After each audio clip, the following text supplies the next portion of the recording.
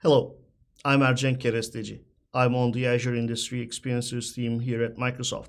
I'm an architect working primarily with manufacturing software vendors, and during my daily job, I work with those teams to make sure that they are making the best use of Azure services.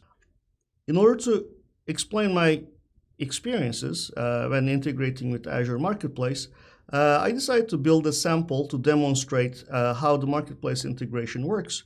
And also, I heard multiple different scenarios where the onboarding of a new customer or provisioning a new customer is usually a manual process for a solution, or there is not a full integration possibility because of a manual process like checking the ITAR compliance of a customer, or places where an operations team needs to be involved to go through certain manual processes.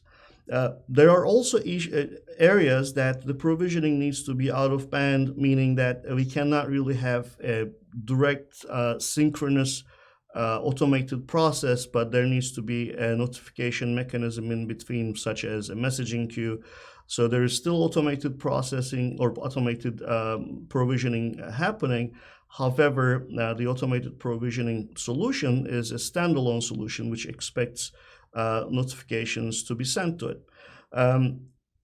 For those cases, if there is no need to implement the cancel or update operation on the solution's UI, I put together this sample to demonstrate how that end-to-end process works. Let's go through the experience of a subscriber who wants to subscribe to your offer that he or she finds on Azure Marketplace. The subscriber is on Azure Marketplace side and selects your offer, and then clicks subscribe. What happens then is that the subscriber is going to get redirected to the landing page that you had registered before, and on the landing page you're expected to authenticate the incoming user using Azure AD and potentially asking for consent like it is here to access other information the customer controls. So in this case, the customer is being asked to access his or her Graph API so the landing page can grab the details like the email address and the full name. The other thing that you can ask here at this landing page is that supposing that you want to onboard customer and provision new resources on your side for that customer, things like the region the customer wants to deploy or wants to address to, or things like a number of things to manage on your solution. During the first initial steps, we talked about capturing the initial intent for a subscriber to subscribe to our offer, and we mentioned that that intent is captured on the landing page. So in fact, this is one of the places that a publisher needs to implement, or publisher needs to spend some time on to expose that endpoint to Azure Marketplace side. So during the creation of the offer, the publisher needs to provide a URL to this landing page that we just looked at, and also we expect the publisher to implement the Azure AD authentication. So subscriber provides the details on this landing page. And that's how the intent is captured. One thing that's important here is the AD authentication, Azure Active Directory authentication. Notice that the landing page is going to be used by multiple different customers coming from different Azure AD tenants. So by definition, it goes without saying the landing page's authentication mechanism should be multi-tenant. We also mentioned during the demo that there is a part where we display the subscription ID, offer ID, the subscriber selected, and the plan ID.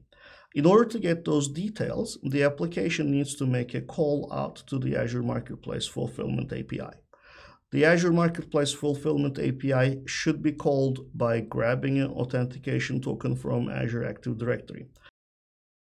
At this point, let's look at the moving parts in the basic scenario and then how this dances with Azure Marketplace, solutions landing page, etc. works. So the first thing is we're going to look at how the activation of a subscription worked with that scenario that I just demonstrated. We are assuming the subscriber is on the Azure Marketplace side and then decides to subscribe to an offer.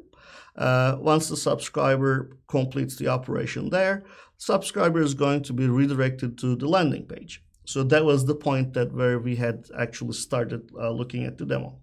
The landing page is going to authenticate the incoming user against Azure AD. So the landing page can call APIs like Graph API or any other APIs that are controlled by the customer. So we can learn other details, for instance, for the customer, for instance, from Graph API.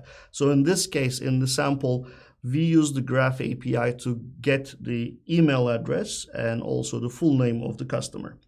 The next thing the sample does is to go and grab an authentication token from Azure AD so that the sample can call the Marketplace Fulfillment API. The capitalized calls here from the sample to the Marketplace API denote the Marketplace API calls. There is a Marketplace API called Resolve, which basically, given a Marketplace token, we can go ahead and grab the details of that subscription, such as the subscription name, the offer ID, and the plan ID. The sample at this point goes ahead and gets those details from Marketplace Fulfillment API, populates the landing page form, and then presents the landing page to the subscriber. That was the place where we see the form. So the subscriber can enter the other details such as the region or, in this sample, number of things to manage. Once the subscriber completes the landing page form, the form is submitted. What happens again under the hood is that generates a notification request. So in this case, we are using an email notification service. When the operation team clicks on the activate link on the email, what happens is that the sample grabs an authentication token from Azure AD and activates the subscription. Activating the subscription means that now the publisher is signaling Microsoft so Microsoft can start billing the subscriber. In the case of a cancel or update event happening from the Azure Marketplace side or from the subscribe side, what happens is that the subscriber gives that intent to Azure Marketplace. That generates a notification on the webhook. So the sample receives the notification on the webhook. And again, that triggers another notification, and in this case, an email back to the operations team. And operations team take the required action for this particular instance. And again, the same thing happens here. The operations team clicks a link.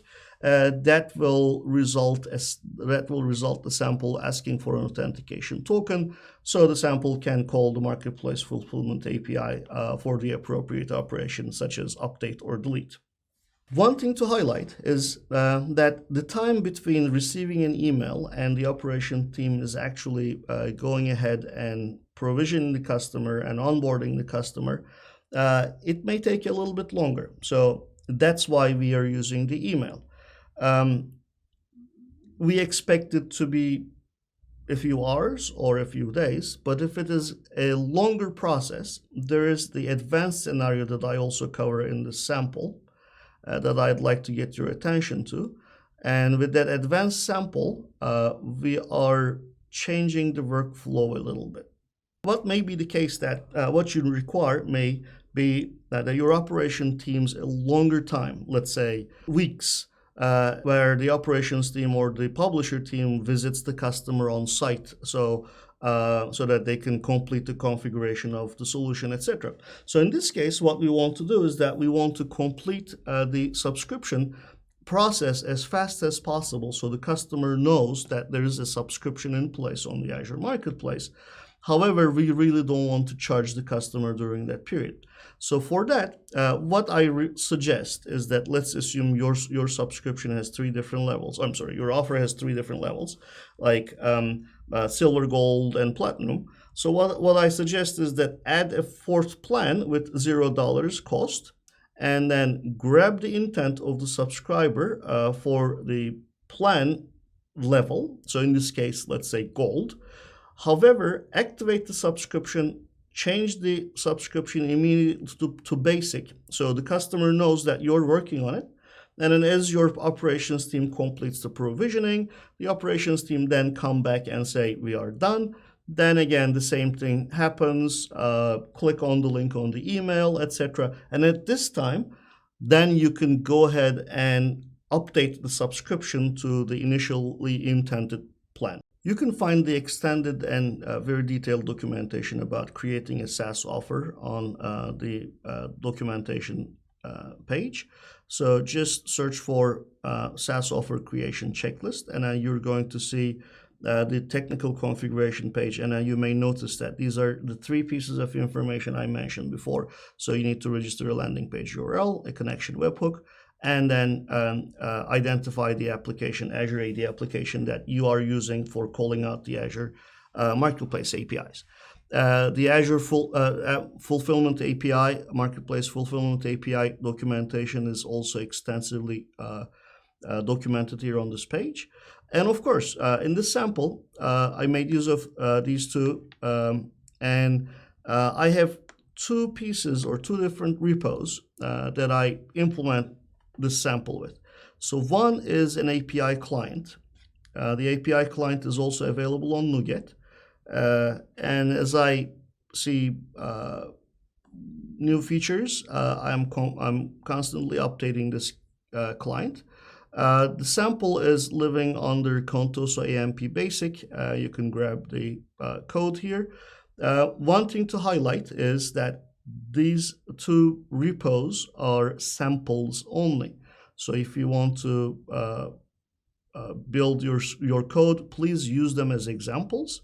These are not meant to be production-ready code, but just demonstrating the ideas and demonstrating the concepts. My recommendation is to register 2 applications on Azure Active Directory. One is for logging on the subscriber on the landing page, and the other is for calling out the Marketplace APIs.